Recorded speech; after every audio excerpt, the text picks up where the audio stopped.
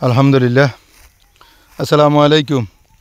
আজকে আবারও আসলাম ধানের মাঠে।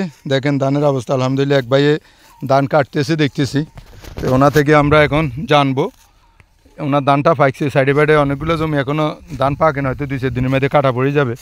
উনি একা একা ধান দিতেছে, দেখতেছি উনি কেন একা একা ধান দিতেছে, বদিলে রাখতেছে না কেন। কি অবস্থা ভাইয়া? আলহামদুলিল্লাহ ভালো। তো কি ধান দিতেছেন? ধান পাকছে? ধান পাকছে মোটামুটি, দাইতেছি। তো বদিলে রাখেন না যে মানুষ একা একা পারবেন? একা একা বলতে বদিলা রাখতেছি না। বদিলে কিভাবে রাখবো? রংপুরে একটা দাম হলো 1000 টাকা। এগুলো থাকা খাওয়া নিয়ে 1500 টাকা বেতন ফেলবো। তো এখন এখন শতকরা 5% ধান এখন মানুষ কাটতেছে, এখন চলতেছে 900-950 টাকা। যখন 100% মানুষ ধান কাটবো তখন 800 টাকা হইব। তো একটা রংপুর গাড়ি দিয়ে লাইতে হবে 1.5 মণ বিক্রি করে। 1.5 মণ ধানের টাকা দিয়ে দিতে হবে, 1.5 মণের টাকা দিয়ে লাইতে হবে। সেই জন্য 1200 টাকা, তাও আরো বেশি লাগবে। তো কিভাবে আমি বদিলে রাখবো? পোষাইতেছে না। এরপরে বিভিন্ন ধরনের এবছর বৃষ্টি বাদল হয় না, ফসল যদিও দেখতে ভালো দেখা যায়, ধানের ওয়েট এবছর কম, ধানের ওজন কম, বেচতে গেলে সমস্যা আর কি। হ্যাঁ, এরপরে আপনার বিভিন্ন ধরনের সমস্যা। ধান এবছর ক্লিয়ার ভাবে ফাঁকে না। আপনার প্রতি 5 ঘন্টাতে অন্তত পক্ষে এক মণ জরি যাবে। এগুলো আরো 10 দিন 15 দিন আগে ফাঁকি গেছে, এগুলো গাইড। এরপর প্রতিবন্ধী, অনেক প্রতিবন্ধী হয়েছে, ঘন্টা 1 মণি প্রতিবন্ধী মার দিয়ে লাইছে। এই বিভিন্ন ধরনের সমস্যা, কিভাবে মানুষ থাকবো, এই কারণে নিজে আস্তে আস্তে। তাহলে বুঝছি আপনার ধান মোটামুটি যায় ভালো হয়েছে, কিন্তু সমস্যা হয়েছে যে বদিলের দাম বেশি। বেশি না, অনেক বেশি হয়েছে, অনেক বেশি। আপনার 1.5 মণের চেয়েও বেশি লাগবে একটা মানুষের বেতন দিতে। তো এগুলো দিলে আর থাকবো না কিছু।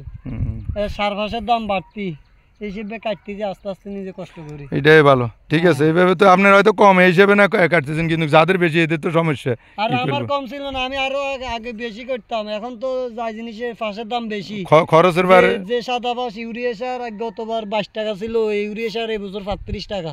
বিভিন্ন ধরনের সবগুলো সারের দাম 15 টাকা করে বাড়তি, সব কিছু বীজের দাম বাড়তি। এই জন্য আমি কম করতেছি, খরচ পোষায় না, করি লাভ না, এগুলো লস।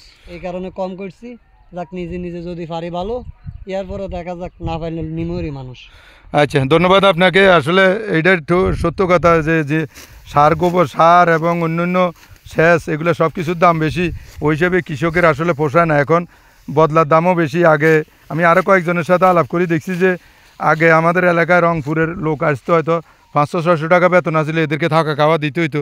এবারে মানুষের বেতন দিতে 1000 টাকা, পাশাপাশি থাকা খাওয়া হলে প্রায় 1500 টাকার মতন এক একজন বদিলের পিছে খরচ পড়ে যায়। সেই জন্যে অনেকে যাদের একটু কম করছে, হয়তো জায়গা জমিন বাড়ির আশেপাশে, ওরা কিন্তু এইভাবে নিজেরা কষ্ট করিলে ছেলেপেলেদেরকে নিয়ে কাটিয়ে বাড়িতে নিয়ে যেতেছে। আর যাদের হয়তো বেশি করছে, হয়তো একটু দূরে আছে, এরা এগুলো আপনার মানে কি শীতকালে পৌষ মাস মাঘ মাসের দিকে রোয়া রুইতো, এই সময় পছন্দ শীতের সময়।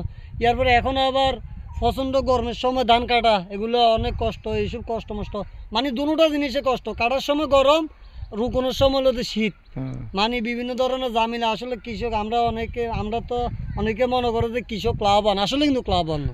কিভাবে লাভবান, এগুলো মানুষের যদি বিবেচনা করে, জনগণের পাবলিকে, তাহলে বুঝবো। এখন এগুলো তো বুঝো না, কি করবি। এই জন্য আমি আরো অনেকে করতাম, অন্যান্য বছর আরো অন্তত 5-7 ঘন্টা আধগানি করতাম, কিন্তু দেখি দিলাম বছর শেষ হিসেবে করে দেখি লস। এই কারণে আমি কম করছি। এই হইলো আমার